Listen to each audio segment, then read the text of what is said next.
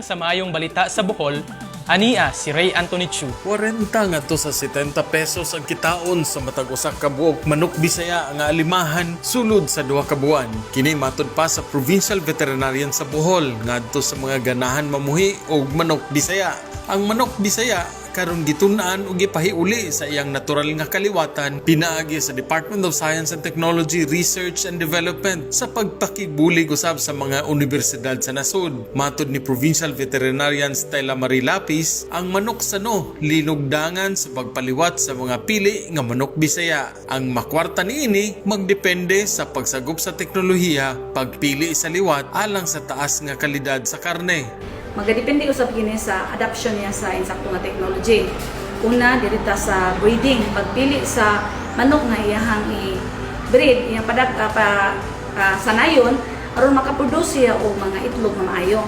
Tungod kay ato mang nakita nga usa sa sekreto nga makakuha ka og manok nga dali pud motubo, no, pagkaon na to motubo siya is dili magsugod sa itlog. So pagkakaron ang recommended gid namo nga ang itlog nga papusaon or i-incubate na to dapat dili siya mumino sa 40 grams.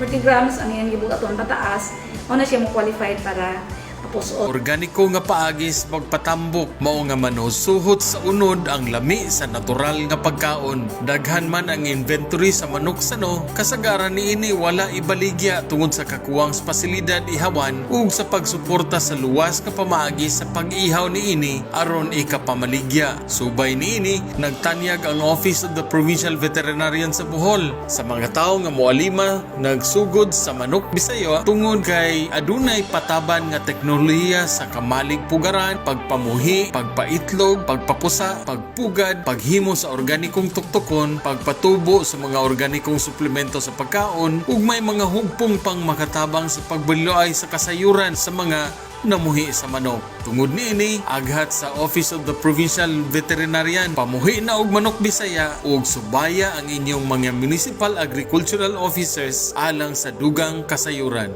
Kini si Ray Anthony Chu alang sa Maayong Balita, Central Visayas.